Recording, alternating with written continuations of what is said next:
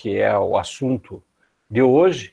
A gente começa aí na apostila nova, tratando da economia açucareira, e depois a gente vai falar dos holandeses no Brasil. Então, basicamente, né, a gente faz uma síntese daquilo que a gente tratou na semana passada, sobre história do Brasil, e agora a gente já vai tratar da presença dos holandeses no Brasil.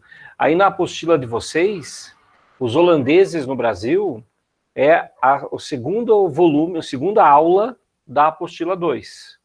Mas eu coloquei aí a página 504, que é o comecinho da apostila 2. Por quê? Porque ali no comecinho tem uma síntese da economia açucareira que a gente faz aqui um rápido resumo. Lembrando que a gente já falou da economia do açúcar em nossa última aula.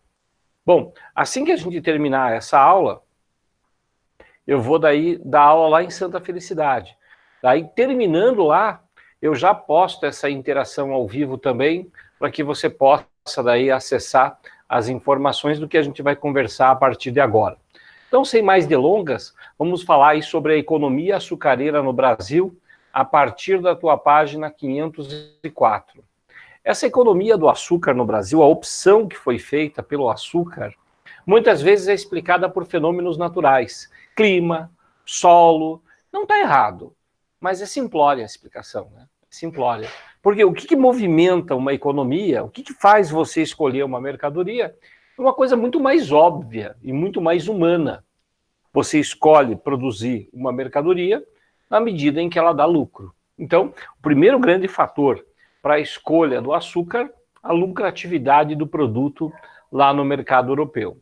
Um segundo fator foi o conhecimento que os portugueses já tinham sobre produzir açúcar. Esse conhecimento havia sido adquirido lá nas Ilhas Açores, nas Ilhas Cabo Verde, nas ilhas da costa africana.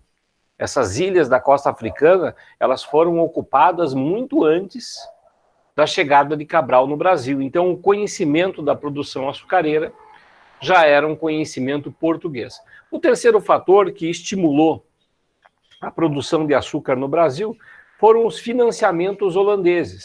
Os holandeses financiaram a produção açucareira no Brasil em troca dos direitos de distribuição do produto lá na Europa.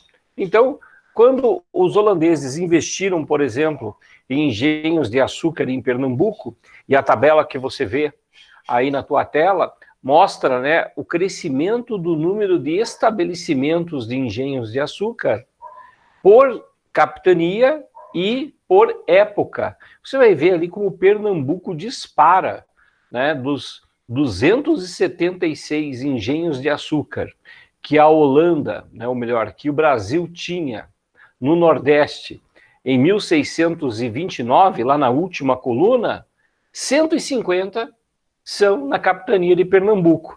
Até porque a capitania de Pernambuco teve lá desde o princípio um capitão donatário, o Duarte Coelho, muito provavelmente um cristão novo, ou seja, uma pessoa que adotou o cristianismo já depois de adulto, ou o pai dele, ou o avô dele, um cristão novo, provavelmente ele era de origem, né, do povo judeu. Ele consegue recursos para investir na produção açucareira, e a capitania de Pernambuco é uma das capitanias que prosperou a partir do século XVI. Daquelas tantas capitanias hereditárias, a gente sabe que só duas prosperaram, que foram as capitanias de São Vicente e a capitania de Pernambuco. São Vicente, que já tinha um certo núcleo de povoamento e tal, por causa da primeira vila. Agora, Pernambuco, por causa dos investimentos holandeses lá.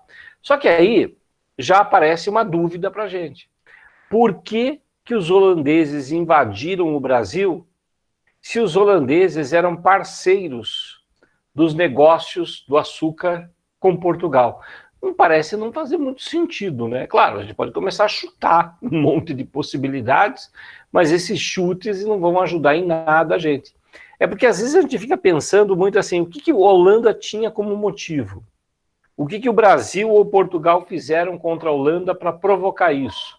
Na verdade, pessoal, o que provoca a invasão holandesa no Brasil são as desavenças entre a Espanha e os holandeses lá na Europa, no contexto da Guerra dos 30 anos. Ou seja, Portugal, o Brasil, nada fizeram que provocasse a invasão holandesa por aqui. São muito mais acontecimentos europeus, disputas comerciais na Europa, no contexto da Guerra dos 30 anos, que levaram à invasão do Brasil pelos holandeses.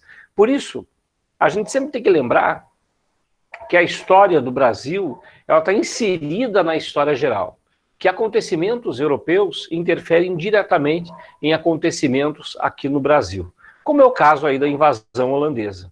Seguindo adiante, essa é a configuração do engenho Noruega em Pernambuco.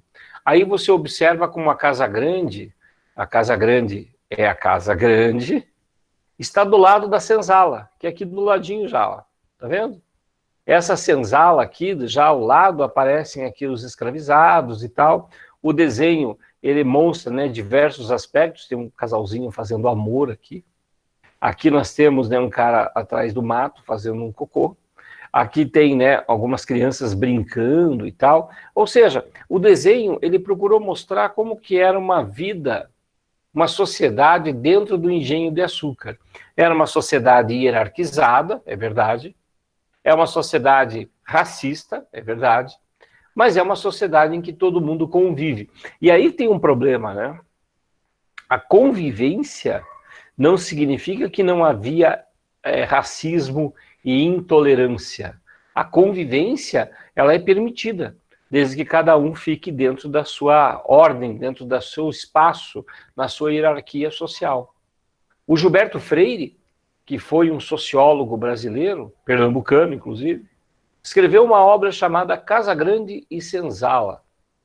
Esse livro ele foi escrito na década de 30, início dos anos 40.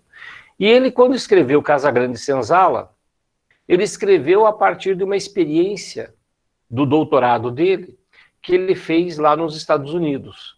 E lá na década de 40, 30 para 40, nos Estados Unidos, havia ainda uma sociedade segregada, ou seja, havia bairros negros, bairros brancos, escolas separadas, e para o Gilberto Freire, isso era o racismo, porque ele era institucionalizado.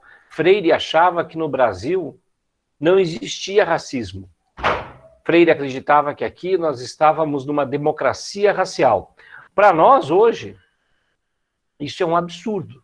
Achar que nós vivemos numa democracia racial.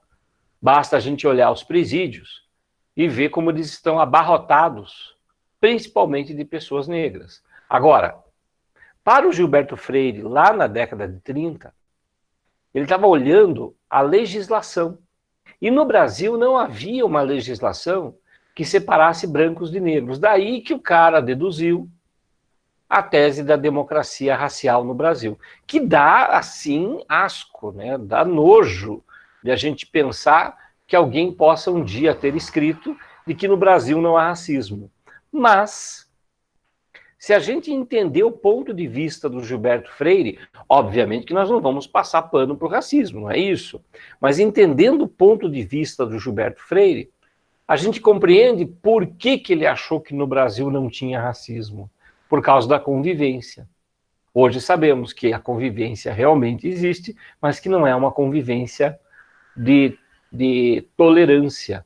Desde que as pessoas fiquem em hierarquias, em seus espaços, a convivência existe, mas ela é ainda hierárquica. Então, bem interessante a tese do Gilberto Freire, Casa Grande e Senzala. A gente vai voltar mais adiante a falar disso em outras oportunidades, e principalmente lá na sociologia, com a professora Lívia, porque ela tem que tratar da sociologia no Brasil. E um dos grandes nomes é o Gilberto Freire. Obviamente que ela vai fazer também uma crítica à obra do Gilberto Freire. Mas lembre-se, Gilberto Freire, está escrevendo num contexto de nazismo, em que as pessoas defendem a pureza racial. E naquela ocasião ele defende a mistura racial, justamente como um fator de democracia. Então, também a gente tem que pensar que o Gilberto Freire ele foi um visionário para a época, um crítico do nazismo, isso é particularmente interessante. A sociedade do açúcar é uma sociedade rural, ela não tem apenas senhores e escravos. Entre os senhores aí no topo, a aristocracia, a família do senhor de engenho, e entre a base, que são os escravizados, tem uma enorme lambuja ensanduichada. Esse foi o termo que o Gilberto Freire usou para definir essa galera que está no meio ali, ó, de homens livres, senhor de terras, sem engenho. Porque engenho é a máquina de moenda do açúcar, né, de moenda da cana-de-açúcar. E a gente tem ali os carpinteiros, os ferreiros e assim por diante. Então, é uma galera assim que a gente encontra que representa, portanto, uma quantidade enorme da população, que é uma população extremamente hierarquizada, né, na estrutura social. Ou seja, tem um espaço ali onde essa galera, portanto, pode ocupar. E tem uma diversidade de profissões. Cuidado com as questões que abordam exatamente isso, beleza? Bom, só pedir aí a gentileza para vocês agora, só um detalhe técnico, de desligar aí o pessoal que está com o microfone ligado, né, de ter a certeza de que está com o seu microfone desligado para não dar interferência, beleza? Bom, tranquilo, vamos lá, vamos adiante. Na economia do açúcar, houve outras atividades econômicas, principalmente a pecuária. A atividade da pecuária, ela foi uma atividade aparadora de conflitos. O que significa isso? Como naquela época existia o direito de primogenitura, ou seja, somente o homem mais velho, filho mais velho, herdava tudo do senhor de engenho, os mais novos tinham que se submeter à autoridade desse filho mais velho, desse irmão mais velho. Portanto, alguns senhores de engenho, preocupados que pudesse haver desavenças internas, davam destino para o segundo filho, para o terceiro filho. Algum poderia ir estudar, se tornar padre, primeiro estudava aqui no Brasil mesmo, num colégio de jesuítas, depois era mandado para a Europa, ou o senhor de engenho, em vida ainda, deixava o engenho para o filho homem mais velho, e para os demais filhos, ele poderia comprar algumas cabeças de gado, e o cara poderia virar pecuarista. Isso seria interessante porque a pecuária, ela era uma economia voltada para o mercado interno, ou seja, os animais criados lá no Vale do Rio dos Currais, que é o Rio São Francisco, eram vendidos para os próprios engenhos de açúcar do Nordeste. Não era uma economia, portanto, voltada para o mercado externo. Você pode chamar, então, de economia subsidiária. Por quê? Porque ela atendia um mercado interno brasileiro, com carne de couro, com a carne seca, com animais para tração, enfim, as atividades da pecuária eram múltiplas. E lembrando, né, a atividade pecuarista no Brasil, ela foi tão importante que ela se impregnou no imaginário cultural dos brasileiros, com festas como Bumba Meu Boi, Boi Bumbá, aqui no Sul, a festa do Boi de Bamão, e também lá no Norte, né, o festival, né, de Parintins, representa uma espécie de sobrevivência da cultura do boi. Mas como não foi uma economia voltada para o mercado europeu, voltada para o mercado externo, ela ficou, digamos assim, meio secundária na história do Brasil, atendendo a esse mercado interno. Seguindo adiante, eu disse a vocês, né, que a invasão holandesa no Brasil, ela tem a ver com acontecimentos europeus. De fato, é isso mesmo. E aí a gente passa para a segunda unidade do volume 2 da nossa apostila, a presença dos holandeses no Brasil. Acompanhando com vocês na apostila, vou apenas indicar qual é a página, caso você precise.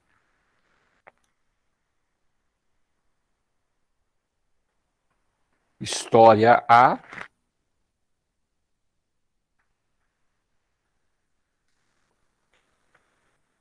Volume 2. É a segunda unidade, que é a página 510. beleza? Então, colocando aí para vocês no chat, página 510. Holandeses no Brasil. Bom, o que aconteceu lá na Europa para esse processo, né, da invasão holandesa no Brasil? Bom, lá na Europa, os holandeses eram rivais dos espanhóis. A Espanha era governada pela família Habsburgo. A família Habsburgo, ela tinha um projetinho básico. Os Habsburgos queriam dominar todo o mundo. É verdade, os Habsburgos, essa dinastia, essa família, ela queria dominar todo o mundo fazendo casamento, fazendo guerra, com o apoio do Papa. Dentro do território do Sacro Império Romano Germânico, a família Habsburgo já tinha tomado um revés, digamos assim, com a Reforma Luterana. Por quê? Porque a Reforma Luterana, com todos os seus preceitos religiosos, que realmente é importante e tal, ela tinha um caráter político também. Aliás, todos os acontecimentos históricos, a gente tem que ter essa visão multidimensional. A reforma religiosa é um evento religioso, mas tem repercussões políticas, econômicas, sociais e tal. A gente vai estudar as reformas religiosas mais para frente. Vamos ver se vai ser presencial ou vai ser aqui online também, vamos ver. Mas a reforma religiosa tem um fato político.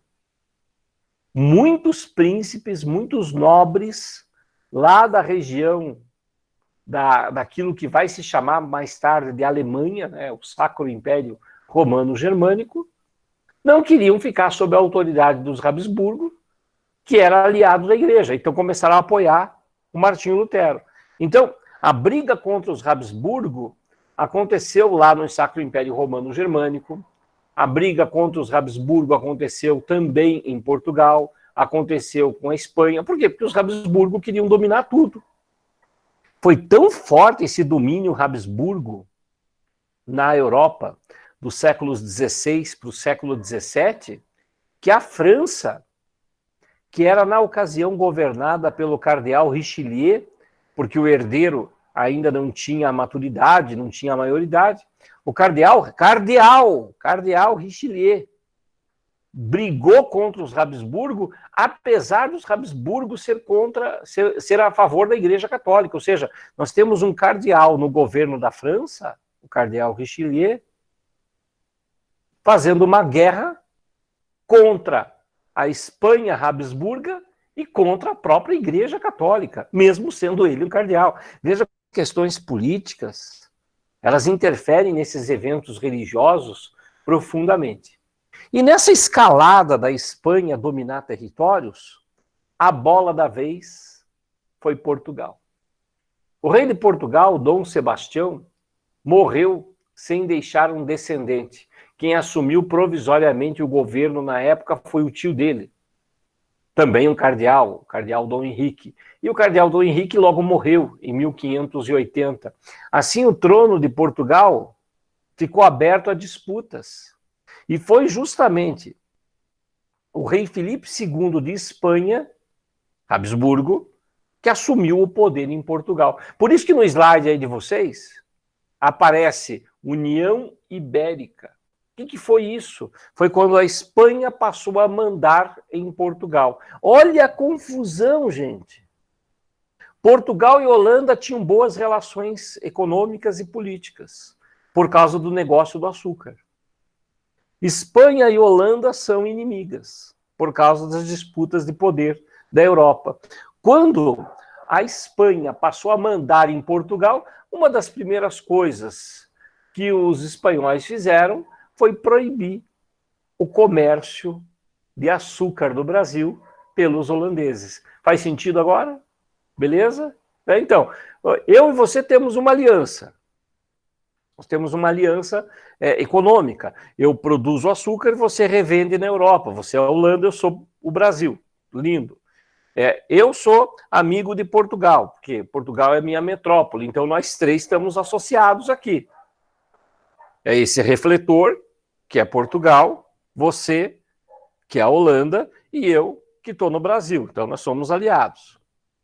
No momento em que esse outro refletor aqui ele vai lá e conquista Portugal, toma Portugal. Vamos então fazer Portugal dominado. Portugal dominado. Então, só esse refletor está mandando agora em Portugal. Ora, nesse momento, a Espanha, portanto, proíbe que Portugal faça amizade com a Holanda. E aí você também dança. Você também perde, né, essa influência política, essa influência de poder. Então, a relação histórica que nós estamos tendo aqui foi que a Espanha proibiu o comércio entre holandeses e os portugueses, e, por consequência, o Brasil. Olhando aí a sequência de acontecimentos, nós temos, em 1578, a morte do Dom Sebastião. Em 1580, o Filipe II da Espanha assume o trono português. Em 1588, a Espanha sofre um revés para a Inglaterra. Estava todo mundo caçando a Espanha na época, que é a derrota da Espanha para os portugueses na chamada Invencível Armada. Professor, eu não entendo. Por que é uma Invencível Armada se ela foi vencida? Bom, era o apelido da Armada Espanhola. Em 1595, nós temos a Holanda pegando um outro território que era de Portugal e da Espanha, a Índia. Em 1609, houve uma tentativa de trégua entre os espanhóis e os holandeses, a trégua dos 12 anos. Essa trégua, ela se encerra em 1621 com o retorno das hostilidades, e a Espanha e a Holanda voltam a brigar lá na Europa. Em 1624, como uma forma de retaliação, os holandeses invadem a capital do Brasil, invadem Salvador.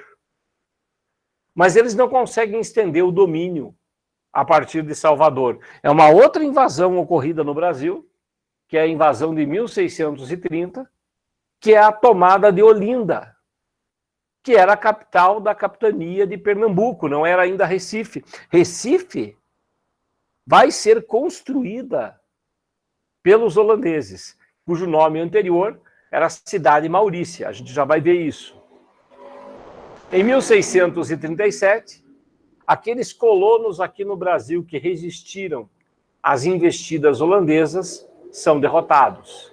A vitória holandesa sobre essas localidades no Brasil é a derrota da resistência no Brasil. Muitos, inclusive, alegam que essa derrota ela foi causada por causa da traição de um colono aqui no Brasil chamado Domingos Fernandes Calabar. Já vamos conversar sobre a história do Calabar. Olha nesse mapa, pessoal, como que os holandeses se tornaram importantes no século XVII. Os holandeses dominaram a costa brasileira, inclusive estenderam esses domínios até a costa do Maranhão.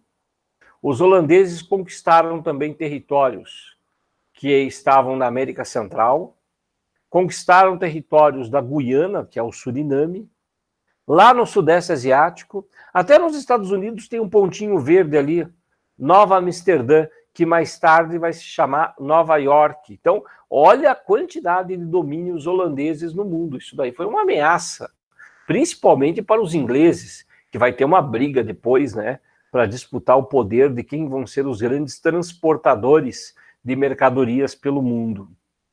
O Calabar, ele foi um cara que nasceu aqui no Brasil, ele era um mestiço, né? Ele vende seus conhecimentos para os holandeses, para ensinar para eles quais são os caminhos para conseguir vencer as tropas luso-brasileiras por aqui.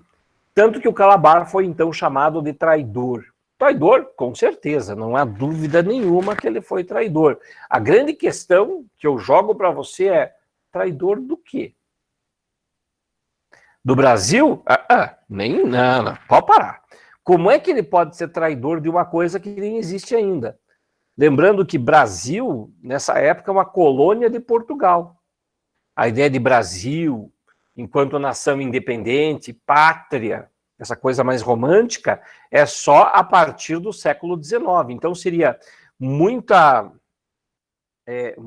anacrônico, né, fora do tempo, você jogar para o passado uma coisa que não existia. Traidor, sim. Do Brasil, não rola. Ah, então ele foi traidor de Portugal. Ué, o cara era um mestiço aqui no Brasil. Nunca tinha jurado obediência ao rei de Portugal. Sim, podia ser entendido como um súdito, mas o cara estava pensando no lado dele. Calabar, portanto, quando dá as informações para que os holandeses possam vencer as tropas holandesas no Brasil, as tropas luso-brasileiras no Brasil, melhor dizendo, ele está fazendo em ganho próprio. Em 1973, essas mesmas perguntas que eu fiz para você agora, em 73, o Chico Buarque escreveu uma peça com o Rui Guerra, chamado Calabar, o elogio da traição, em que ele questionava exatamente essas coisas. Calabar foi traidor? Tá, mas foi traidor do quê? Traidor do Brasil? Traidor do Portugal? Então, fazia esses questionamentos. A peça, ela era um chute na canela do governo da ditadura civil-militar na época. Por isso, a peça foi censurada e não veio a público. O Chico, mesmo assim, publicou, né, ele gravou o disco que tem as canções da presença holandesa no Brasil. Uma aula gravada, que eu vou deixar lá no portal para vocês também, vocês vão ver um pouco dessas músicas, do que foi produzido pelo Chico Buarque e um aprofundamento da história da presença holandesa no Brasil com Maurício de Nassau. Quando que os holandeses são expulsos do Brasil? São expulsos em 1654.